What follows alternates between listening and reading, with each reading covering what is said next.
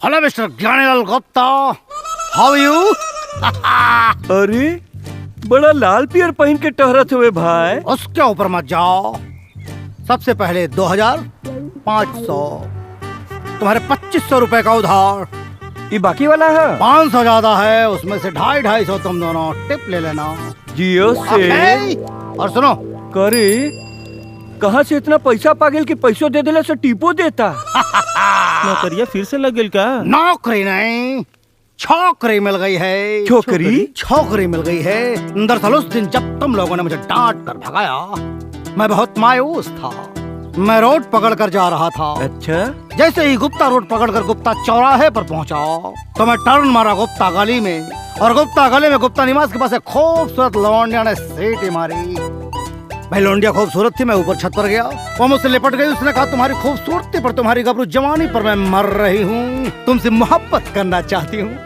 मैंने भी उससे कहा तुम फिदा हो गई हो तो मैं भी तुम्हें पसंद करने लगा हूँ। हम लोगों ने रोमांस किया, उसने हमें पैसे दिए और उसने कहा सिर्फ आओ मुझसे रोमांस करो, तुम्हें पैसे ऐसे ही देती रहूंगी। एक मिनट, पेड़ा कैसे है?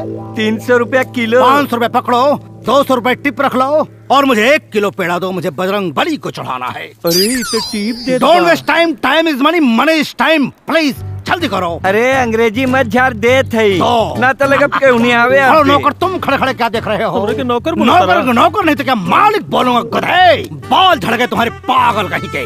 हाँ चलो मीठा लाओ, पट पट पट पट पट पट। दरअसल क्या है कि कल 2 बजे का टाइम मैंने उस लौंडिया को दिया है। लौंडिया ने मुझे 2 बजे अपने घर पर बुलाया है, इसलिए बजरंग बली को प्रसाद चढ़ाकर मैं वहीं जाऊंगा। Bye bye. ले निकल यहाँ से निकल।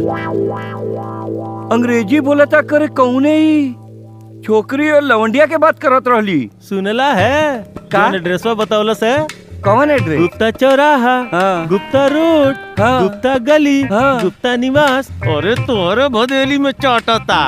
अरे सरवो है बतसवा। हाँ टाइम कितना बतैला सकाल? 2 बजे। 2 बजे? हाँ। कल 2 बजे सारे के रगड़ल जाई जरूर। अरे बतसवा कोड दे तो के।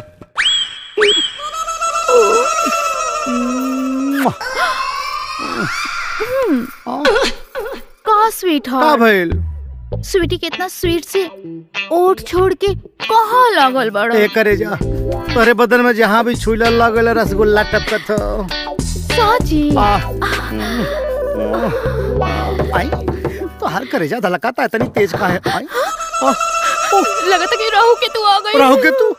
भैया भैया कहाँ जा गले तोहार? अब का होई? अब हम घर के कहाँ छुपाई।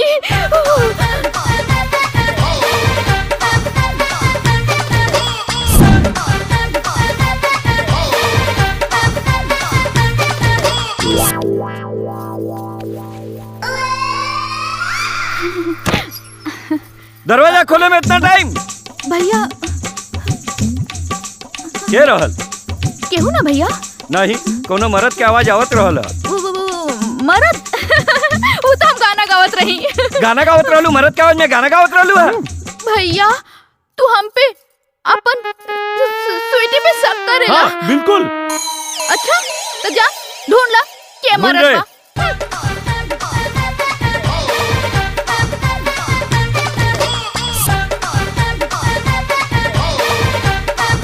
का भैया हो गल सब शक दूर? कुछ ना बहन करे, तू हमार बहन पे शक करत हुए, गलत गलत इल्जाम लगावत हुए। अरे मालिक का चा कचवा बनी है गोलगप्पा। अबे नौकर ठीक से साफ करो, गर्दा दिखना नहीं चाहिए। ओके। अरे पतली कमरिया हिलावे लपा लपा, अरे मालिक का चा कचवा बनी है गोलगप्पा। बड़ा गाना गावत रे भाई। गाना इसलिए गा रहे हैं कि बहुत खुशी की बात है। खुशी? यस। कौन सा ऐसा खुशी मिल गई भैया? कल मैं अपनी गर्लफ्रेंड के साथ रोमांस कर रहा था, अच्छा। तब एक हलकट टाइप राहु और एक चिरकुट टाइप तू आ गया। वो दोनों दरवाजा खटखटाने लगे। मैं घबरा गया, मुझे लगा कि आज तो मैं पकड़ा गया। लेकिन हमारी गर्लफ्रेंड बहुत तेज टाइप निकली। उसने कालीन में लपेट कर एक कोने में मुझको खड़ा कर दिया। वो दोनों राहु केतु पूरे घर में ढूंढते रह गए, हमको पाया नहीं और लौट कर चले आए। और उसके बाद मैंने वही कालीन बिछाया, अपनी गर्लफ्रेंड को लटाया, और फिर क्या क्या क्या क्या हुआ जिसकी तुम लोग कल्पना नहीं कर सकते हो। ओह माय गॉड, मैं तुम लोगों को एक कहानी क्यों सुना रहा हूँ। एक काम करो, ये पकड़ो 2000 रुपए, मंदिर पर 2000 रुपए के बतासे। क्या बोला मैंने?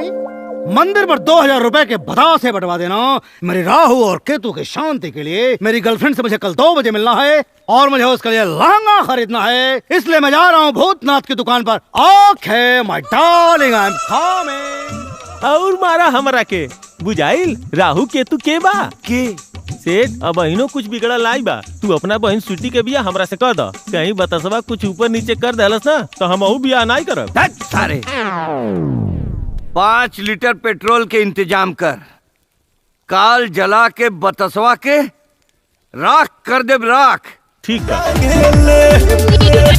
आर मांगले ना दुनिया पार मांगले, आय हाय आर मांगले ना दुनिया पार मांगले, दुनिया तोहरे जैसन लामा हर भातार मांगले, दुनिया तोहरे जैसन लामा हर भातार मांगले। दे दो ना। लो।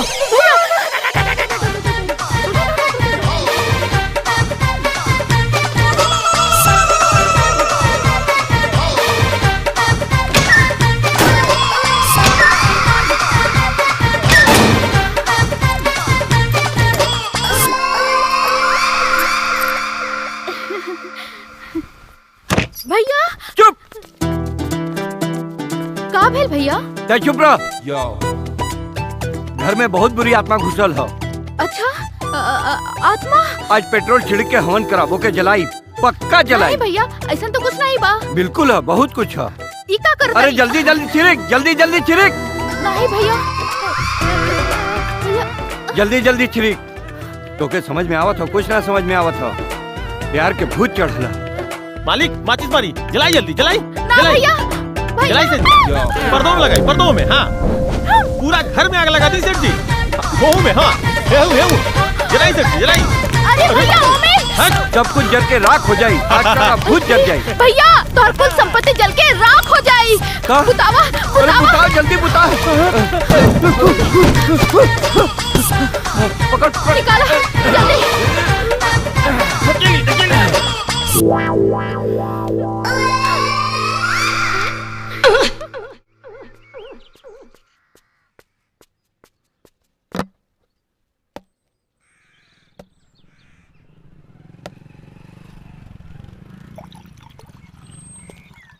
Yo.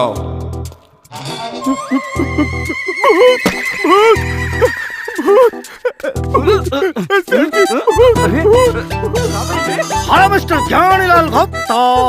सारे कहाँ भूता रे?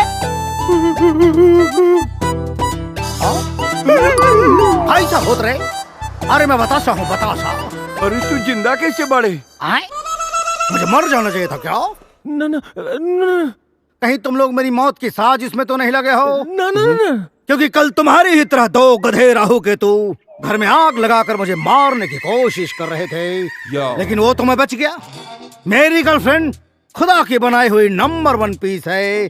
जब वो दोनों गधे घर में आग लगाए, मेरी गर्लफ्रेंड ने मुझे संदूक में बंद कर ताला लगा दिया, और ताला लगाने के बाद तभी आग में फेंक दिया। अच्छा। हाँ, और इसके बाद जब वो जलने लगा तो फिर लड़की ने कहा, मेरी गर्लफ्रेंड ने, देखो तुम्हारी सारी प्रॉपर्टी जल रही है। दोनों गधे अपनी खोपड़ी पर लाद कर बॉक्स बाहर निकाले और मैं बच गया। मेरी गर्लफ्रेंड से मेरी शादी होने वाली है, वो आने वाली है। तुम लोग फटाफट 15 किलो मोतीचूर के लड्डू पैक करो, हमें मंदिर में शादी करनी है। 1 मिनट फोन करता हूँ। Darling, oh my darling, my sweet heart, my baby, come on, जल्दी आओ, मैं वेट कर रहा हूँ तुम्हारा। ओके ओके।